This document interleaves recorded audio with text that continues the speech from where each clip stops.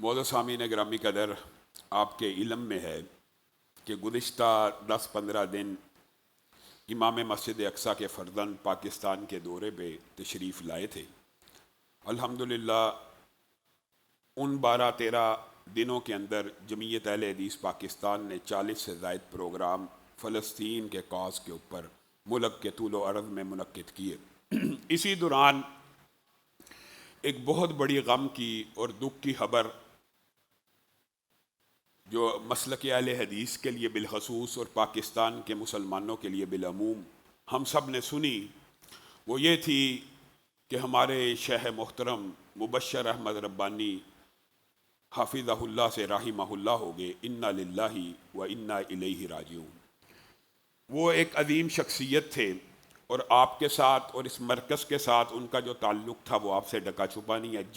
جب تک صحت مند رہے ریگولر اس مرکز میں آ کے درس تدریس کا سلسلہ جاری رکھتے، اور دوست بھی بڑے عمدہ اور مزاج بھی بہت اچھا تھا۔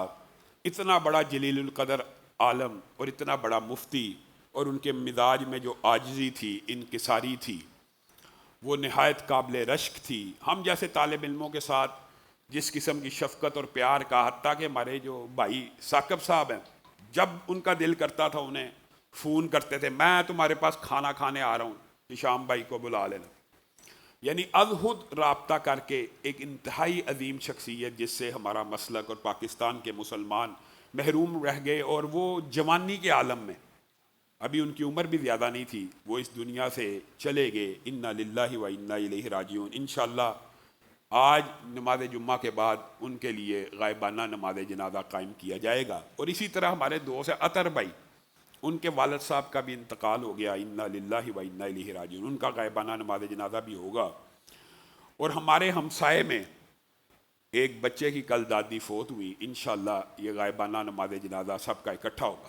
یہ تو بات تھی مولانا مبشر احمد ربانی حافظ رحمہ اللہ کے بارے میں۔ انشاءاللہ کبھی موقع ملا تو ان کے جو بعض مسائل ہیں فقہی، اس کے حوالے سے انشاءاللہ کسی خطبے میں مکمل ایک خطبہ ان کی شخصیت کے اوپر انشاءاللہ اللہ نے اگر توفیق دی تو آپ لوگوں کے سامنے ان کی جو فراست ہے اور فقاہت ہے اس حوالے سے آپ کے سامنے رکھوں گا۔ دوسری اہم بات یہ ہے کہ یہ جو فلسطین سے ہمارے مہمان آ رہے ہیں، فلسطین سے یہاں آ رہے ہیں پاکستان، اصولاً کیا ہونا چاہیے تھا کہ یہاں سے لوگ جاتے مسجد اقصیٰ، لیکن وہ وہاں سے آ رہے ہیں۔ کیا کرنے کے لیے آ رہے ہیں؟ آپ کی اور میری غیرت کو جگانے کے لیے آتے ہیں، اور کچھ کرنے نہیں آتے۔ یقین کیجئے آج جو مسلمانوں کی صورتحال ہے، ابابیل، ہم دعائیں کریں نا ابابیل آئیں، اس طرح مکہ کی جیسے حفاظت کی، مسجد اقصیٰ کی حفاظت ہو۔ یقین کریں اگر آج ابابیل آئیں گے تو ان کے اوپر پتھر نہیں برسائیں گے، مسلمانوں کے اوپر برسائیں گے۔ آج ہم اس قدر بے حس ہو چکے ہیں۔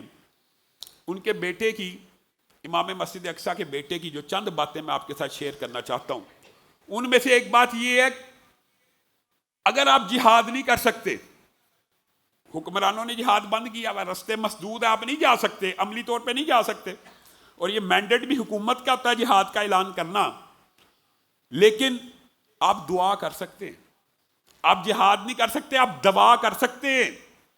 آپ جہاد نہیں کر سکتے، آپ ان کی امداد کر سکتے ہیں۔ آپ جہاد نہیں کر سکتے، آپ ان کے کاز کو اٹھا سکتے ہیں۔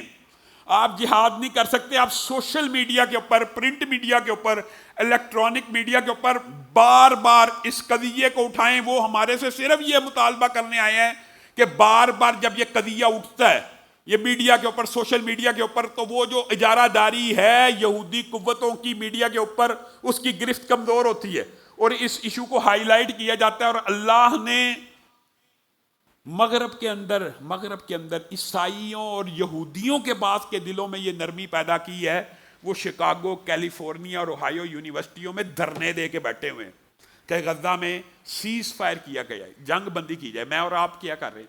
ہم پاکستانی، ہم مسلمان ہیں۔ اگر ہمارے ساتھ مسجد اقصیٰ کا تعلق وطنی نہ بھی ہو، مسجد کا ہے کہ نہیں؟ اس مسجد کے لیے رسول اللہ نے 250 نماز کی فضیلت بیان کی ہے کہ نہیں؟ اچھا، رسول اللہ کی اکیلی حدیث بھی کافی ہے، ورنہ دلائل تو متعدد ہیں۔ اکیلی حدیث کافی ہے کہ اس مسجد میں نماز پڑھنا 250 نماز کا ثواب ہے۔ امت کو کیا کہہ کے گئے ہیں کہ ادھر نماز پڑھنی ہے. اسی لیے مسلمانوں نے فتح کی ہے.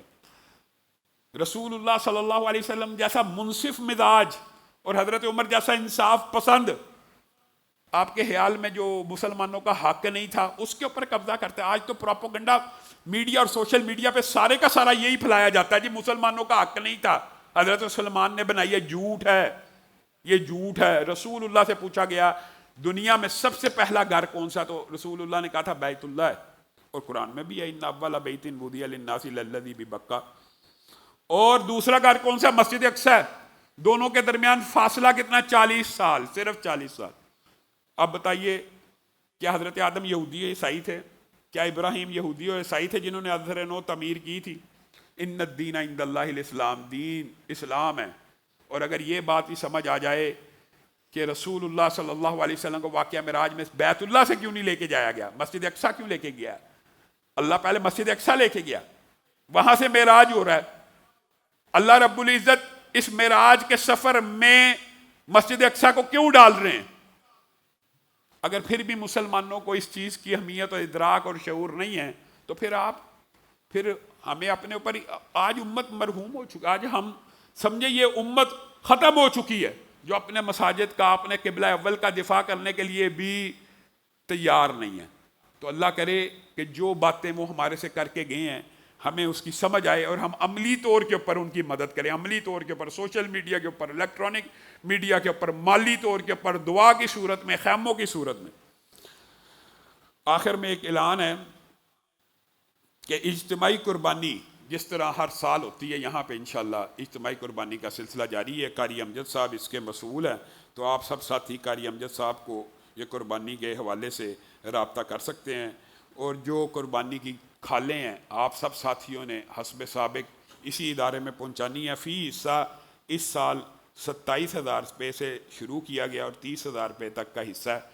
ایک گائے کے اندر 7 قربانیاں ہوتی ہیں, تو جو ساتھی حصہ ڈالنا چاہیں وہ اس میں ڈال سکتے ہیں. سبحان ربک رب العزت عما یصفون وسلام علی المرسلین والحمد للہ رب العالمین.